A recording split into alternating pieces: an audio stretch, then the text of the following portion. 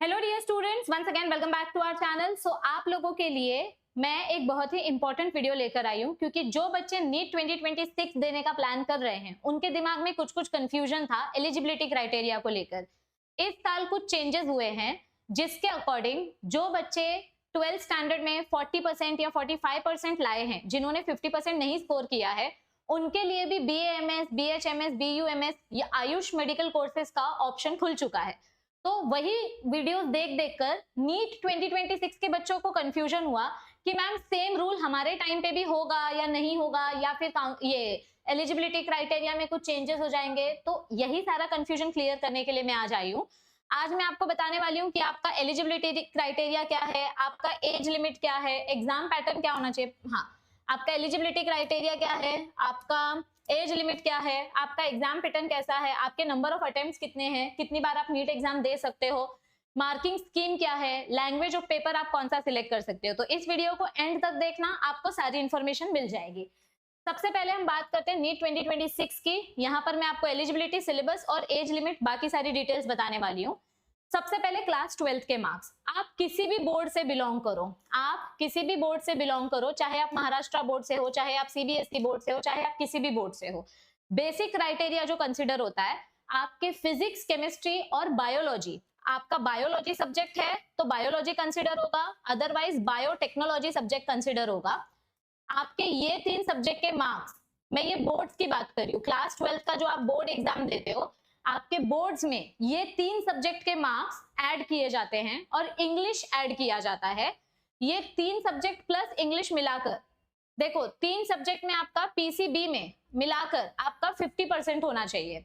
और अगर आप किसी कैटेगरी को बिलोंग करते हो, जैसे आप रिजर्व कैटेगरी को हो, OBC कैटेगरी से हो, SC कैटेगरी से हो, ST कैटेगरी से हो, तो आपके PCB के 40% होने चाहिए। इंग्लिश में 50% अलग और PCB का मिलाकर 50% अलग। ये आपका क्लास 12th का बोर्ड्स का क्राइटेरिया है कि क्लास 12th में आपके इतने मार्क्स आने चाहिए। अगर आप ओपन कैटेगरी से हो तो 50% और अगर आप रिजर्व कैटेगरी से हो तो 40%। ये क्राइटेरिया MBBS और BDS में एडमिशन लेने के लिए बोला गया है। लेकिन समझो आपको BAMS, BHMS, BAMS, 1 सेकेंड, अगर आप BAMS में एडमिशन लेना चाहते हो, BHMS में एडमिशन लेना चाहते हो, यूनानी मेडिसिन में एडमिशन लेना चाहते हो, तो अगर आपके परसेंटेज 50% नहीं बन रहे हैं, 50% से कम बन रहे हैं, अगर आपके परसेंटेज 45% बन रहे हैं, तो भी आप एलिजिबल हो इन मेडिकल कोर्सेज में एडमिशन लेने के लिए। ये जो क्राइटेरिया है, ये क्राइटेरिया MBBS और BDS के लिए दिया है। लेकिन कुछ बच्चों के 50% नहीं बनते, उनके नीट में अच्छे मार्क्स आते हैं पर बोर्ड्स में इतने अच्छे नहीं आ पाते ड्यू टू सम रीजन, तो फिर आपके पास दूसरा ऑप्शन होता है आयुष मेडिकल कोर्सेज। तो ये हो गए हमारे मार्क्स की एलिजिबिलिटी के बारे में इंफॉर्मेशन। ये पूरा का पूरा नीट के ब्रोशर में आपको दिया गया है, आप डिटेल में पढ़ सकते हो, मैं बस आपको इंपॉर्टेंट हाइलाइट्स बता रही हूँ। अब दूसरा आता है age limit. Lower age limit कितनी होनी चाहिए, मतलब जो बच्चा नीट एग्जाम दे रहा है उसकी उम्र कितनी होनी चाहिए। मिनिमम 17 ईयर्स आपकी होनी चाहिए कंप्लीटेड जब आप फॉर्म भरते हो। ठीक है, मतलब जब आप फॉर्म भर रहे हो, एडमिशन ले रहे हो, उस टाइम पे आपका उम्र 17 ईयर्स होना चाहिए। आपका जो डेट ऑफ बर्थ है, सीधा हिसाब बता रही हूँ, अगर आपका डेट ऑफ बर्थ 31 दिसंबर 2009 से पहले है तो आप नीट एग्जाम दे सकते हो, एडमिशन ले सकते हो मेडिकल कोर्सेज में। अगर आप 1 जनवरी 2010 में पैदा हुए हो तो आप एलिजिबल नहीं हो। तो आपका जो एज है 2009 से पहले का होना चाहिए। दिस इज एज लिमिट का क्राइटेरिया। अपर एज लिमिट की अगर मैं बात करूं तो कोई एज लिमिट दी गई है क्या? नहीं, मैं भी एग्जाम दे सकती हूँ नीट का, 50 इयर्स के औरत भी एग्जाम दे सकती है, 45 इयर्स के अंकल भी दे सकते हैं, कोई भी एग्जाम दे सकता है। There is no upper age limit for attempting NEET exam. Ma'am कितनी बार हम ये एग्जाम दे सकते हैं, कोई नंबर ऑफ लिमिट्स है क्या कि आप एक बार नीट दे सकते हो, 2 बार नीट दे सकते हो? ऐसा कोई भी नंबर ऑफ लिमिट्स नहीं बताया गया है। You can give NEET exam unlimited number of times, आप हर साल नीट एग्जाम देकर देख सकते हो, बट इतना किसी के पास टाइम नहीं होता है। ठीक है, तो देयर इज अभी तक तो ऐसा कोई लिमिटेशन नहीं निकाला गया है। ठीक है, अब बात करते हैं पेपर पैटर्न की। तो पेपर कैसे आता है, नीट का एग्जाम कंप्यूटर पे नहीं होता, ये पेन पेपर मोड में होता है। टोटल आपको 180 क्वेश्चंस दिए जाते हैं और आपके पास टोटल 180 मिनट्स होते हैं, यानी 3 घंटे होते हैं। फिजिक्स के 45 क्वेश्चंस होंगे, केमिस्ट्री के 45 क्वेश्चंस होंगे। एक क्वेश्चन 4 मार्क्स का होगा, तो टोटल फिजिक्स का 180 मार्क्स, केमिस्ट्री का 180 मार्क्स। बायोलॉजी का सेक्शन होता है, ये दो पार्ट्स में डिवाइडेड होता है, बॉटनी एंड जूलॉजी। बॉटनी में आपके पास 45 क्वेश्चंस होंगे, जूलॉजी के आपके 45 क्वेश्चंस होंगे। तो इसका हो जाएगा 180 मार्क्स और इसका हो जाएगा 180 मार्क्स, मिला के पूरा बायोलॉजी का 360 मार्क्स का पेपर होता है। अब यहाँ पर मार्किंग स्कीम कैसी होती है, अगर आपने पहला क्वेश्चन राइट किया तो आपको इसके मिलेंगे 4 मार्क्स, आपने दूसरा क्वेश्चन भी राइट किया तो आपको मिलेंगे और 4 मार्क्स, तो आपके टोटल हो गए 8 मार्क्स।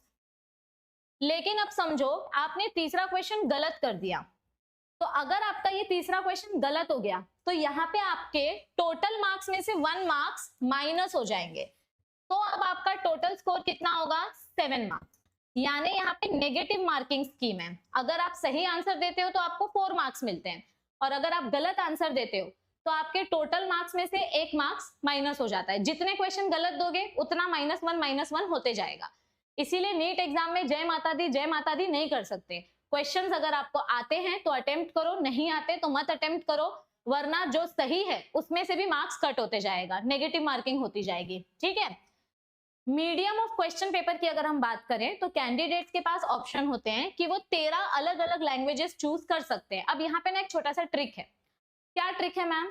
समझो अगर आप इंग्लिश मीडियम से पढ़ रहे हो, आपने इंग्लिश लैंग्वेज सिलेक्ट किया है, तो आपका क्वेश्चन पेपर सिर्फ इंग्लिश लैंग्वेज में आएगा। अगर आप इंग्लिश ऑप्शन सिलेक्ट करते हो तो आपका पेपर एक ही लैंग्वेज में आएगा, सिर्फ इंग्लिश लैंग्वेज में आएगा। लेकिन समझो आपने हिंदी लैंग्वेज सिलेक्ट किया, फॉर एग्जाम्पल आपने हिंदी लैंग्वेज सिलेक्ट किया, तो आपका जो पेपर है वो 2 लैंग्वेजेस में आएगा।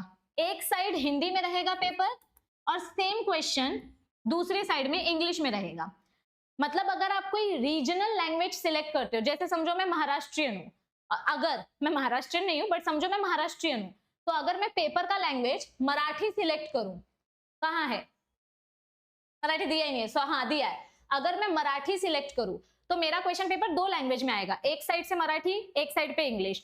तो इसका ट्रिक क्या है, अगर मुझे इंग्लिश का कोई क्वेश्चन नहीं समझ में आया तो वही क्वेश्चन मैं मराठी में पढ़ूंगी और मुझे फटाक से क्लिक हो जाएगा, तो फिर मैं वो इंग्लिश में जाके वो आंसर सिलेक्ट कर सकती हूँ। मतलब मराठी में मैंने क्वेश्चन पढ़ा और सेम क्वेश्चन का आंसर इंग्लिश में भी सेम रहेगा और वही ऑप्शन मैंने सिलेक्ट कर दिया।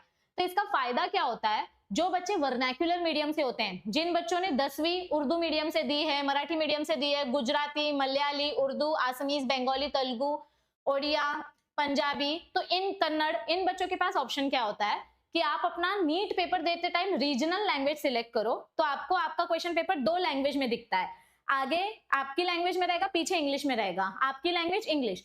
तो अगर आपको इंग्लिश का नहीं समझा क्वेश्चन, तो आप अपनी लैंग्वेज में उस क्वेश्चन को समझो, उस क्वेश्चन को एनालाइज करो और फिर उस क्वेश्चन का जो आंसर है वही आंसर इंग्लिश वाले क्वेश्चन का रहेगा, तो वो ऑप्शन टिक कर दो। तो this is how you can play with your language वाला ऑप्शन। ये बहुत ट्रिकी होता है, अच्छा होता है। ठीक है।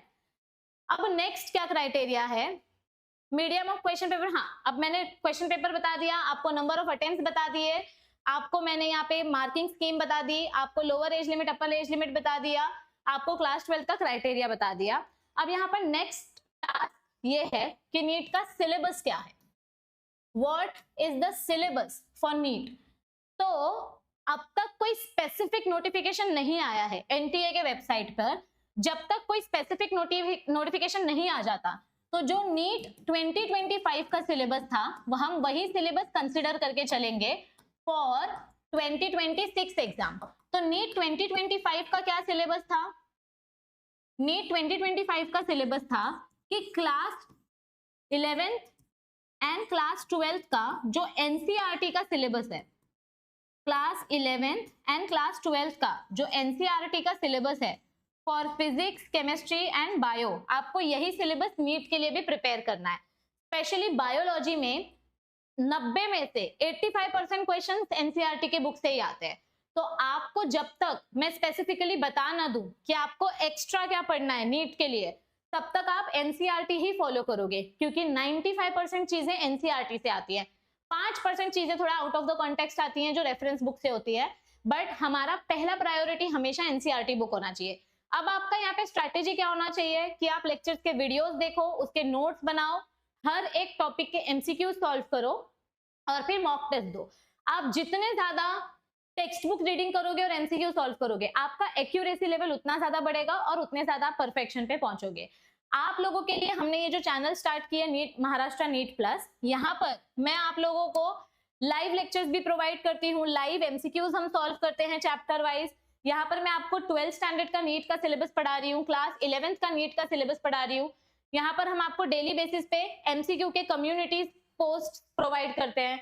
मैंने आपके लिए special MCQ short series start की है, जहां पर मैं एक दिन में 2 से 3 आपके लिए पीवाईक्यू एमसीक्यूज लेकर आती हूँ, 1 मिनट में 1 एमसीक्यू।